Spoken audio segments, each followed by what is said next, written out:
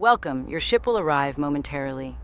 In the meantime, we ask that you secure any delicate cargo, such as children or immature individuals, in the loading bay. Loose items like fragile egos, endless mental chatter, political fantasy, and religious dogma are prohibited.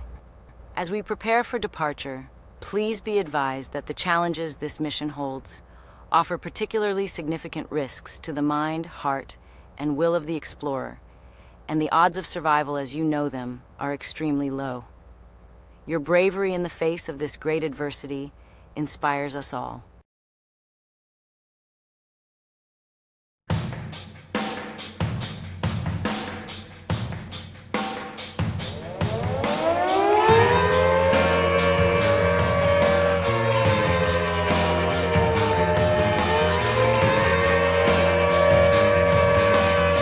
I'm trying to save you and your family's life. I'm giving you a choice. Either put on these glasses or start eating that trash can. We are not in Kansas anymore, Toto. Are you ready to free your mind from those silly-ass chains?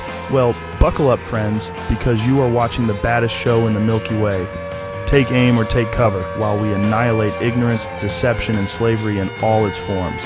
Welcome to the Holy Warship Podcast.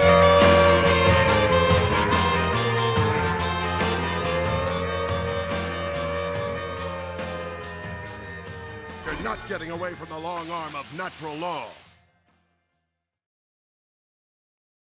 Hello, everyone, and welcome to episode 6 of the Holy Warship Podcast. Today, we're going to be discussing death and dying, kind of a mysterious topic, but I'm going to break down some hidden and occult truths about dying that the powers that be absolutely do not want you to know, because if you knew what death was, then you might start preparing for it. But rather, they invoke fear and they want everyone to be afraid of death, so therefore you don't really prepare. You're mostly running from your death. Whereas most people in the occult field of study and occult philosophy, they're actually getting ready for their death as soon as they learn what it is. So without further ado, welcome to the Holy Warship Podcast. My name is Aaron Butler. Very glad to be here today. And this show is going to be called The Art of Dying. And I would like to say thank you to the One Great Work Network, who is always graciously hosting my show. And you can go and check out the One Great Work Network and see all of these amazing content creators, including myself. You have some amazing people: Benny Wills, Brandon Martin, Corey Angelot, Chris Jansen, Kat Waters.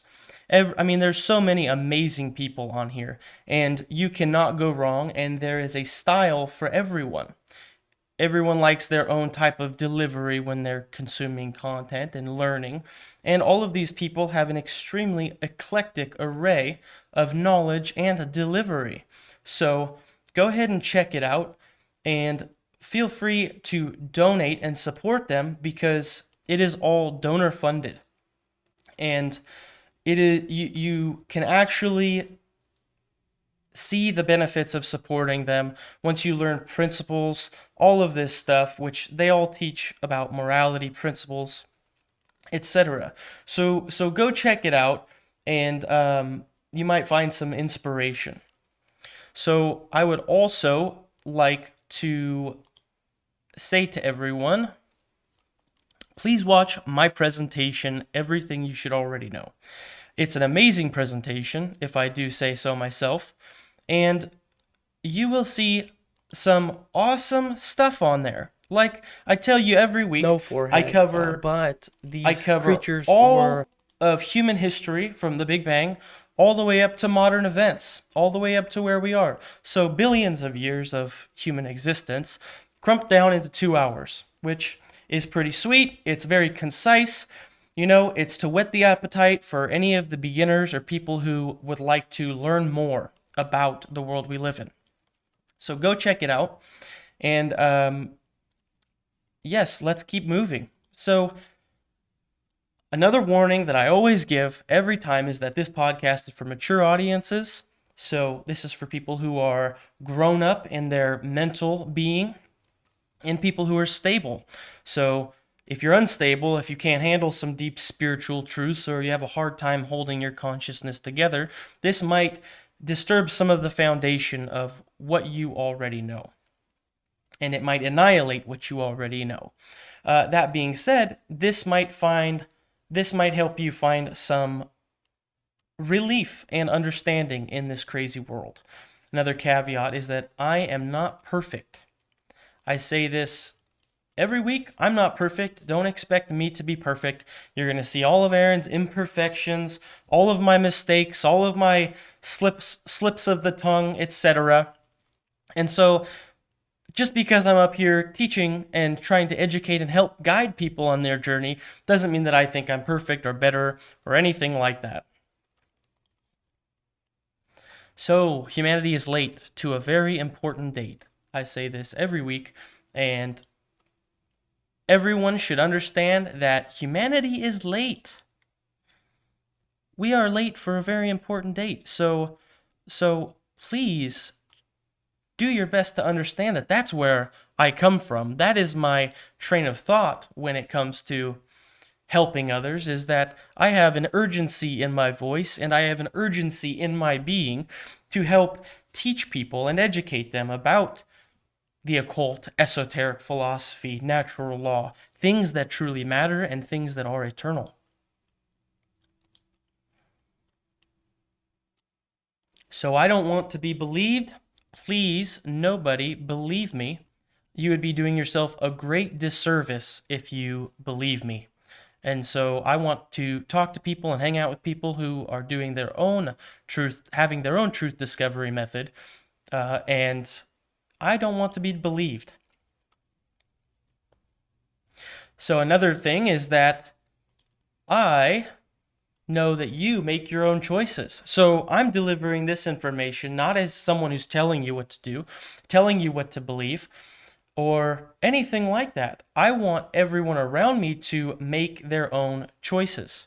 And you know that you make your own choices. Don't blame me. Don't go and act crazy and talk out of the side of your neck and pretend like I'm telling you what to do. So, I also stand against violence. That should be known. Everyone should know that Aaron stands against violence. I would like that to be known because spiritual truth is radical. Spiritual truth is impactful. Spiritual truth is extreme. It's very extreme. So don't go and act crazy because you think you know something. I'm not advocating for any violence. I do advocate, however, for self-defense. Okay, now that all of the fun disclaimers and warnings are out of the way, let's get into episode 6, the art of dying. So, the art of dying, what does that mean? Well, most people just die, right? Except most intelligent, wise people, the most intelligent philosophers of all time, the sages of the ages, they all knew the art of dying before you die. They gave their own life away before their soul left their flesh. So that's the trick. That is the art of dying, is to prepare for dying before you actually die. And that's the occult truth. So we have to get into it. We have to explain what death is. So let's look into what death is. Death is the permanent separation of the spiritual forces from a physical body.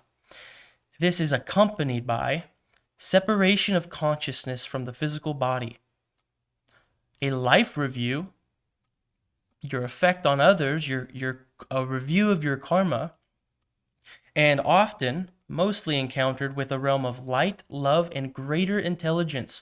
Or, if you're unlucky, or it actually has nothing to do with luck, if you've made some mistakes, then you get met in your death experience with a realm of darkness and fear and chaos or fright. So, Aaron, what do you mean? How do you know this? Well, it's been documented. And if you look up out-of-body experiences, near-death experiences specifically, this has been documented for hundreds and hundreds of years, that this is the process of dying. Everyone who has a near-death experience has some variation of these, if it's a true near-death experience. And people have come back after their heart and brain have been scientifically proven to be inactive and dead. And these are the trends, is that soul or spirit leaves the body, and you get a review. Your life flashes before your eyes, right? Classic cliche trope that everyone says. My life flashed before my eyes, right? And then they encounter some entities or some field. Maybe they go into the darker side and they have a terrible experience. And different traditions and different cultures have different themes and archetypes and different ways of expressing this purgatory style or this afterlife realm of light. But it has classically been documented, and so most people just say, Aaron, nobody knows what's beyond the veil. Actually, we can get a very, very great, educated, and if not scientific guess on what lies between this meat suit and the eternal. So let's get into the next one. So what to expect? So near-death experiences overwhelmingly report a panorama of life. This is where you're subjected to, what did my decisions and thoughts and behaviors make on this world? This happens. This is documented. So everyone would like to fancy themselves and pretend, we don't know what happens. We can't say what happens. Well, here on the Warship, we're telling you what to expect, and you can go look it up for yourself. Go find this out.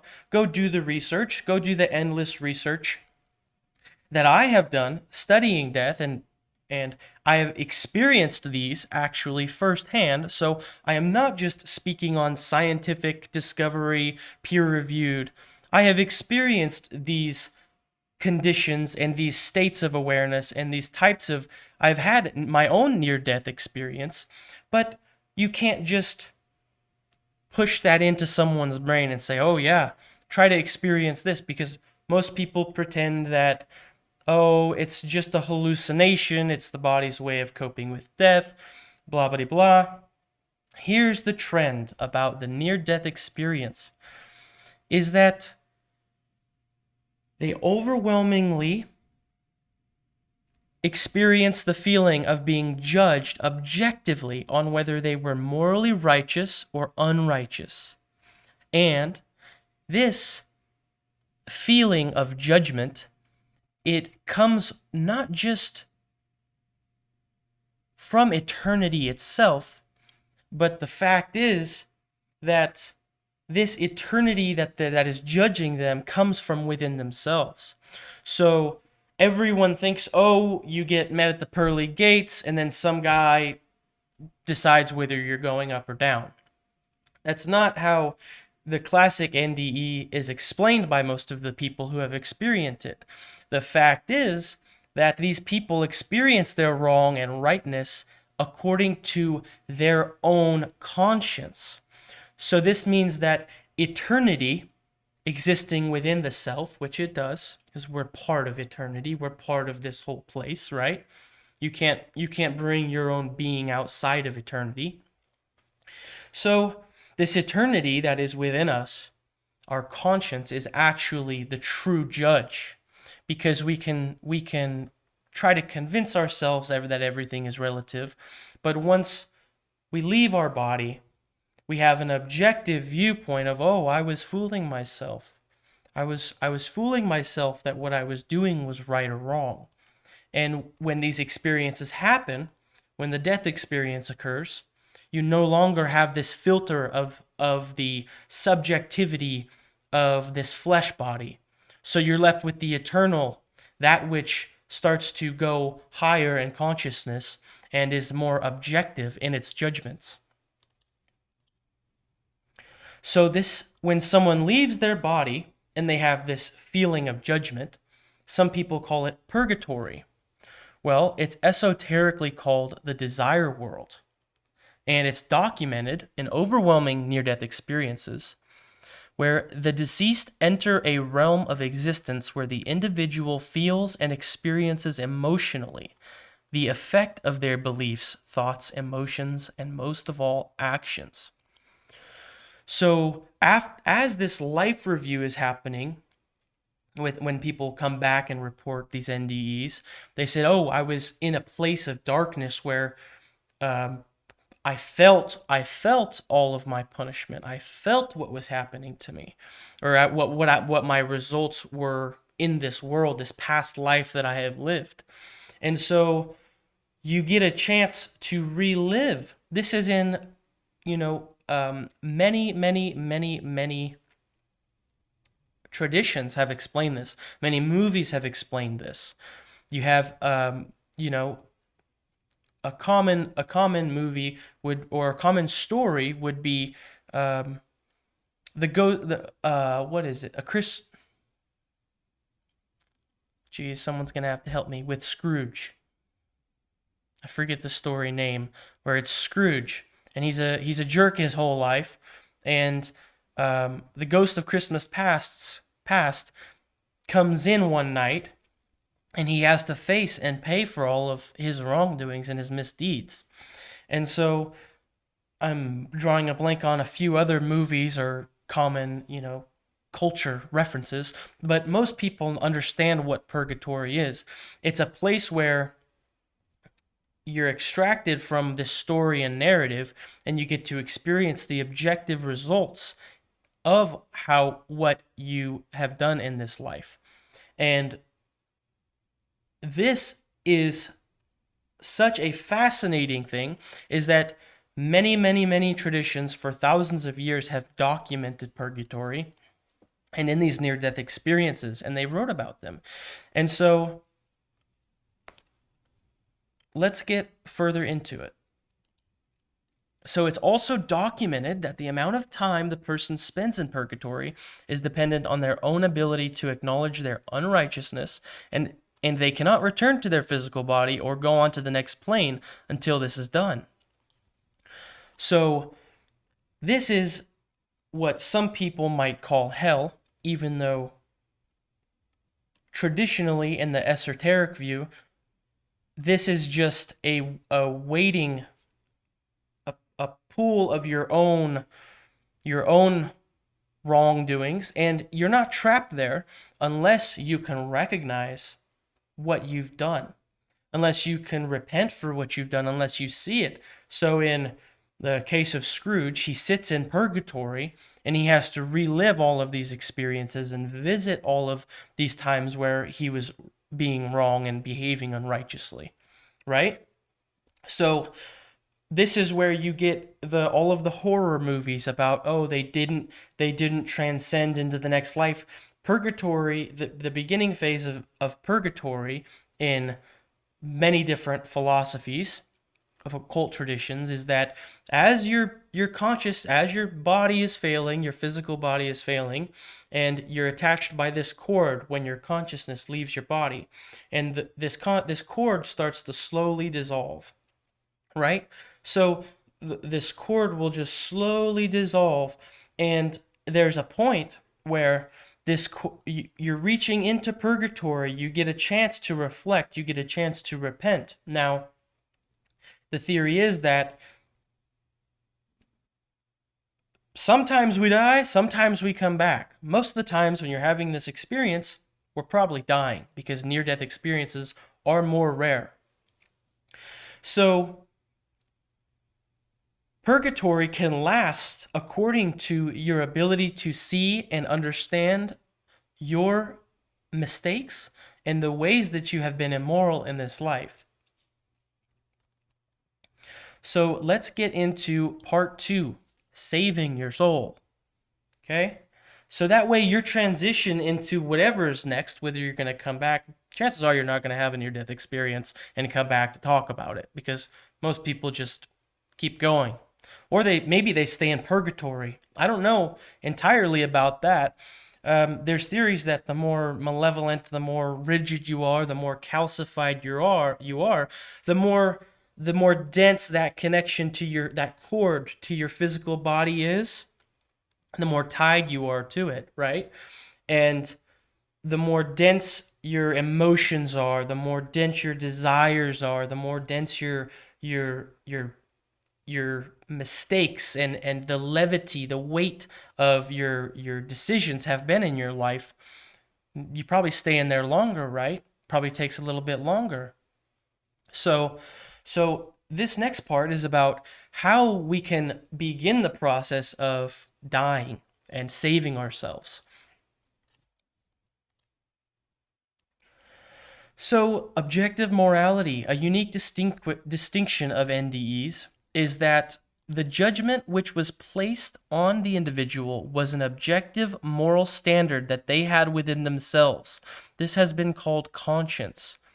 So this isn't to be confused with, oh, I'm subjective, I get to say, because the subconscious mind and the soul and the spirit, or the higher self, has a connection to divinity and objective morality.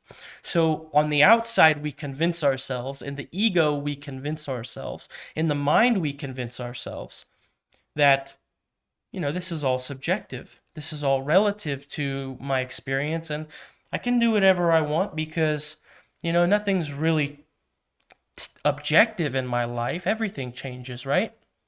Well, this is where you're wrong, because the NDE is about conscience, and you're being the judge of your mistakes. However, this isn't the egotistical in your flesh suit you.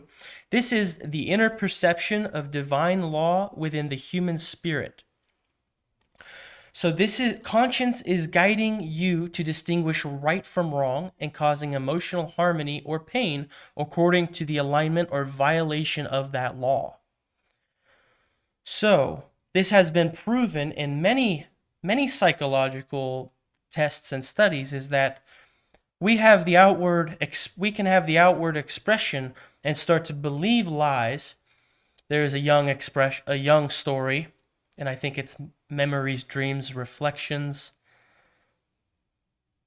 There's a story in a Young documentary, if I'm not mistaken, that a woman who lost a child had been seeing Young, and she had lost her child after, a few days ago after bathing in a river. And she let the child suck on this rag or washcloth or something, and this was essentially what killed her child, because it had some bacteria or some invasive parasitic whatever it was. But the child died, and the mother, when talking to Young, outwardly expressed that she has no idea how she lost her daughter. She has no idea what was going on or anything. She played no role in this. But the experience of her life and her actions and decisions and the guilt and remorse that she was actually feeling was the result and was the byproduct of a woman who actually consciously did know deep down that she made a mistake, or she played a role in her daughter's dying. So this is how our conscience entangles with our reality, because we might say one thing, but the results of our life and our actions and our decisions and the life that we lead is ultimately a reflection of deep down, the reflection of our life, the manifestation of our life is what we are, is what we know to be true. So we can say things all we want, we can talk about them, but ultimately we are judged by a divinity and a divine conscience that is deep, deep, deep within us. And you can either hone this conscience to be more susceptible and more sensitive to to right and wrong, or we can blunt it and shove it down farther and farther and farther and farther, where it becomes harder to recognize right from wrong. It becomes more difficult to stop your behavior before, you do something wrong. So this is the importance, and actually it gives more credos to people who understand the importance of their own sovereignty, and not outsourcing your judgment to some big sky daddy. So you don't have to outsource your decision making reasoning to a sky daddy. You can just understand that when we make decisions, this affects your soul, this affects your conscience, this affects the future and your judgment ultimately. So, objective morality, and if we could get into this, what is objective morality? I'm not going to leave you hanging. We're going to take a look at what objective morality is. It's a very, very simple, right? It's very simple to explain. There on the left, you have right behavior, and it says right behavior is any behavior except, I should have underlined this, right behavior is any behavior except murder, assault, rape, theft, trespass, coercion, lying. Now, lying, I put at the foundation, the bottom, because all of these are lies. All of these are convincing. You're trying to tell the universe that these are true, that these are possibilities, that these are things that are true, when in fact they are not true. These are all lies. Murder is the lie that you have the right to take someone's life unjustly. Assault is the lie that you have the right to harm someone's, or accost or trespass someone's physical autonomy. Rape is the lie that you have the right to take someone's sexual autonomy. Theft is the lie that you get something that doesn't belong to you, that you're the rightful possessor of something that doesn't belong to you. Trespass is the lie that you get to invade someone's personal domain or dwelling or personal space, essentially, like their house. Trespass is a lie because you don't have the right to trespass, to go somewhere uninvited. And coercion is the lie that you get to influence people. You get to force people into doing things that they would not like to do. You get to manipulate. So all of wrong behavior are lies. Wrong behavior are lies. And you are judged for them when you meet your maker. This is the never-ending trend that they don't want you to put the clues together for, is that it's don't steal, don't lie. Those are wrong, and we are judged for them. This is why when everyone's committing wrong behavior and everyone's lying, freedom gets stolen. We're stealing our own freedom. So we have to remember this. It's very, very crucial. And try proving this wrong.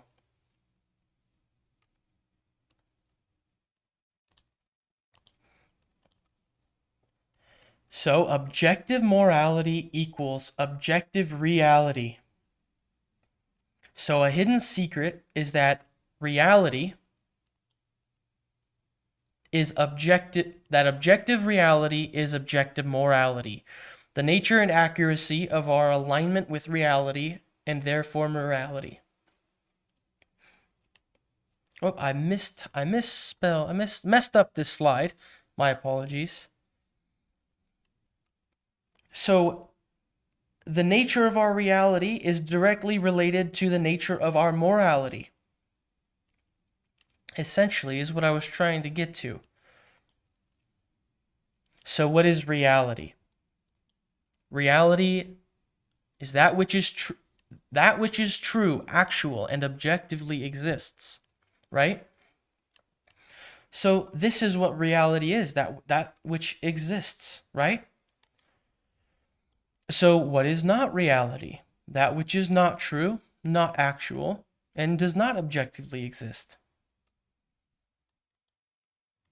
So the truth is real, actual, correct, and objective. It's not perception, not subject to perception. And therefore, falsity is not based in reality. It's not correct, not subject. It is subjective, and it's subject to perception. So, truth versus falsity. Truth is based in reality. It's correct. Falsity is not based in reality. It's not correct. This is getting pretty redundant, right? It makes sense. Now, when we talk about right behavior is true. Right means true. It's based in reality. It's correct. Right is also moral. Okay? You get where I'm going with this? So wrong and wrong behavior is not true. It's based in falsity. It's incorrect. And it's not moral. So let's look at right and wrong. So right behavior is true. It's based in reality and based in morality. And it's correct and moral. Wrong is not true. It's based in falsity, incorrect, and not moral. So what I'm getting at is that true and false and right and wrong are two different ways of saying the same thing.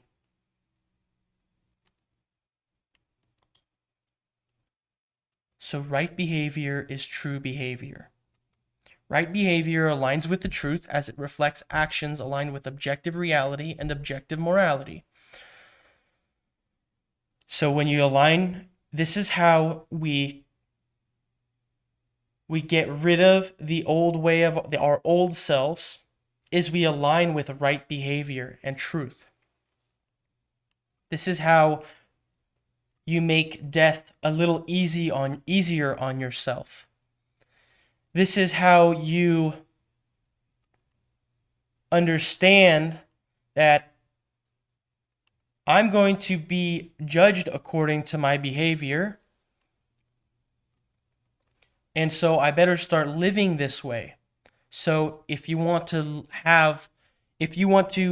best prepare yourself for death, start learning what right behavior is, what true behavior is, and start doing them. So wrong behavior is false behavior. Wrong behavior stems from falsity, arising when actions deviate from or distort the truth due to ignorance of law. This is natural law. This is objective morality.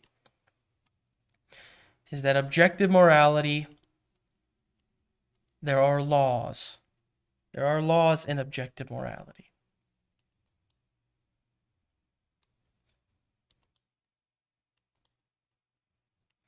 So, that is the end of the presentation today. I would like to thank everyone for watching and hanging out with me. Thank you everyone for watching, and I will see you next week.